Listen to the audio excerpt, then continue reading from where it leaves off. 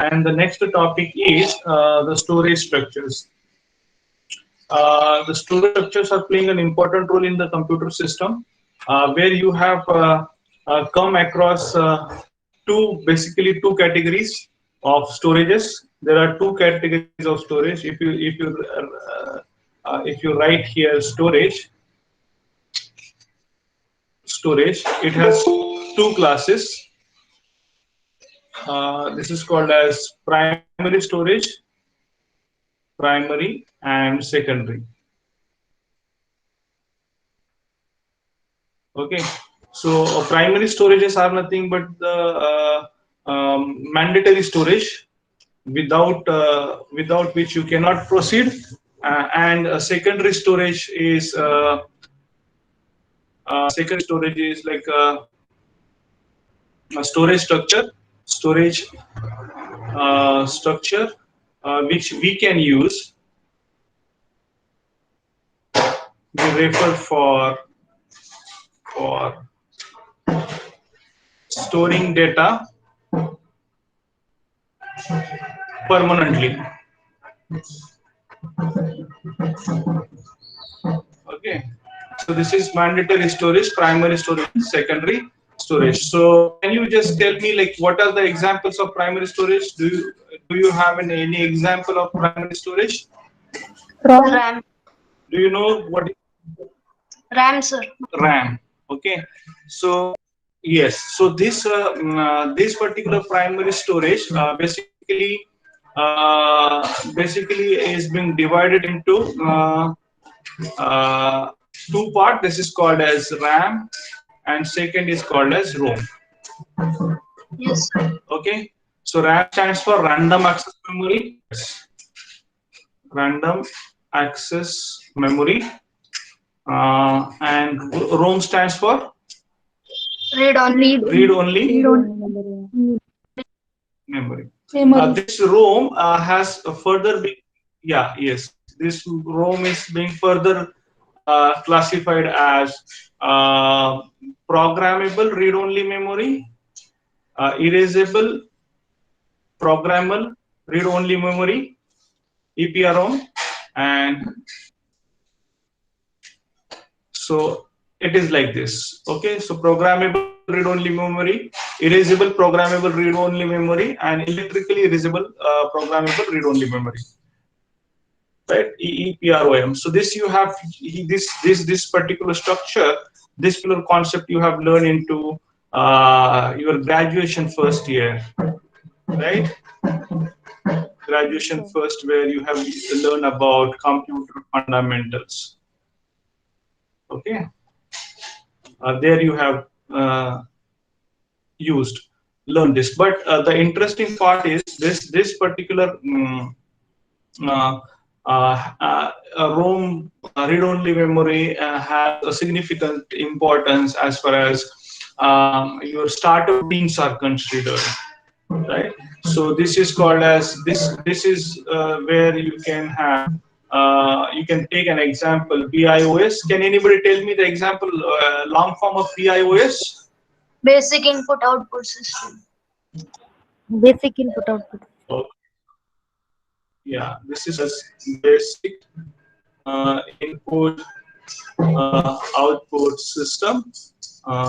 So what exactly this there? What is the significance of this? What is the significance of this BIOS? What it does? Manage data. Is an example of yes. What exactly it is? It is the type of microprocessor which used in rebooting type and starting when we power on the system. Yes. So this is called basically this is called as startup routine, right? This is being placed at ROM part, right? This is startup routine, right? And this is being executed at once only. This is executed at once. This checks the integrity of the system. Checks integrity of a system in terms of IO devices. Okay. Then we know that these IO devices, some are mandatory and some are optional, right? I hope everybody is with me, right? So some are mandatory, some are optional. Mandatory means such IO device without which you cannot proceed.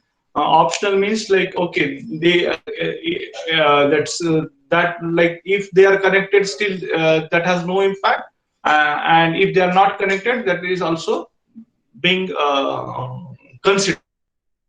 Okay, so this is basically the cases. So have a startup routine, and this bias routine will help up booting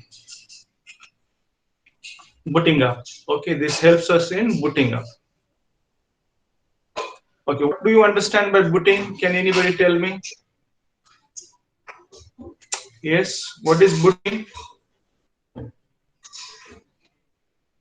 Sir, booting means when we turn on or the turn on the computer system, when and CPU Hmm? starts to install and reboot or boot its operating system and other system pairs. Hmm. So what exactly booting is? Booting is nothing but it is very simple. Booting is nothing but uh, simple is loading operating system into primary memory. So what is booting up? It is nothing but loading an operating system into primary memory. And from where it is being taken, this is residing on secondary storage. OS is residing on secondary storage, right? From this secondary storage, you are trying to take this particular data, this particular OS into a primary storage that is called RAM. So once you do this, it is nothing but booting process. Okay, so booting up is nothing but loading an operating system into a primary memory. So let's come back to this particular primary memory. Now primary memory is random access memory. This particular memory, the property of this particular memory, it is volatile in nature.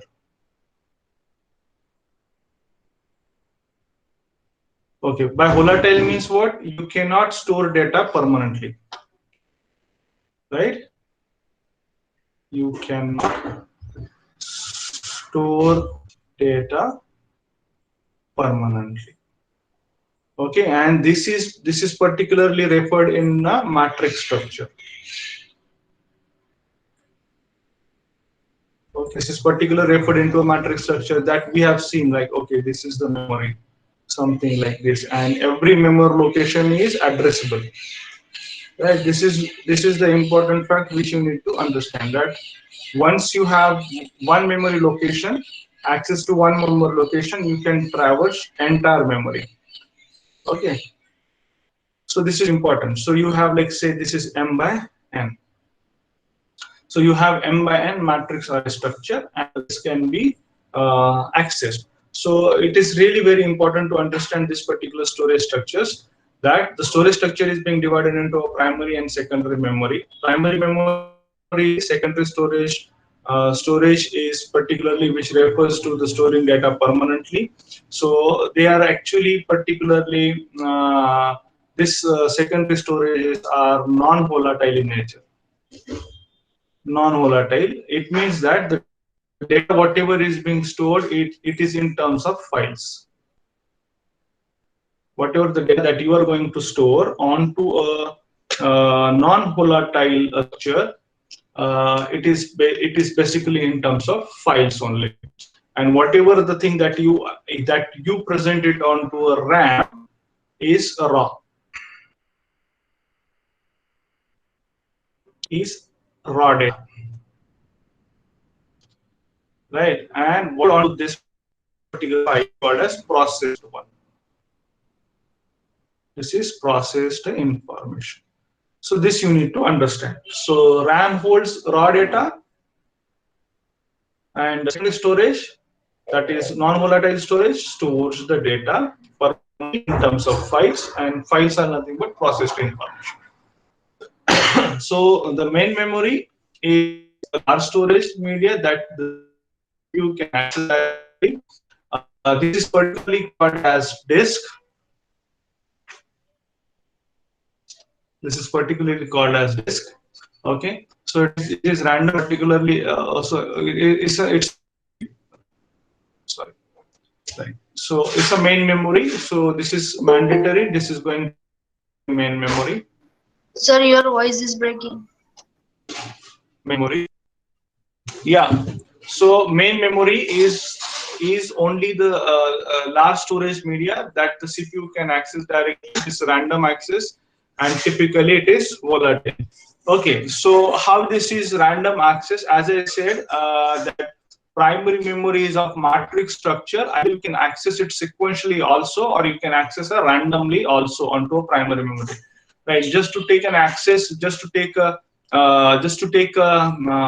example. See, if you have used primary memory in terms of an array, refer it in terms of array, it is becoming a sequential totally. The access is going to be a sequential, right? And if you refer it as in terms of list, access is in terms of list, it is become random.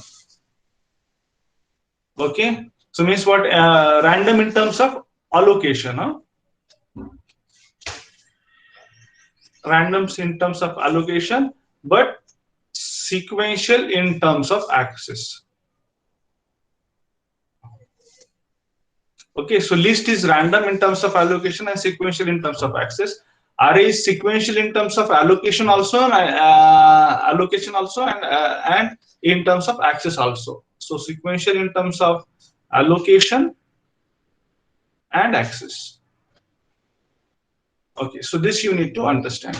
Okay, so this is called as main memory. So only large storage media that, and this is again this particular media is again right, is very important, right? So this media is again very important. Okay, so you have random access, and it is typically volatile in nature. Secondary storage, we can say primary and secondary. So this is going to be primary instead of main. You can also refer it as primary. Okay, secondary storage, extension of main memory that provides large non-volatile storage capacity. So this is called as secondary. So like and which means that main memory comes into fixed size. Fixed size, right? So like we have 4 GB RAM, 4 GB, right? Or we can have 8 GB, or we can have 16 GB. Right? If you have fixed, extend this, you cannot do that. If you wanted to extend the memory, say from 4 GB to 8 GB, so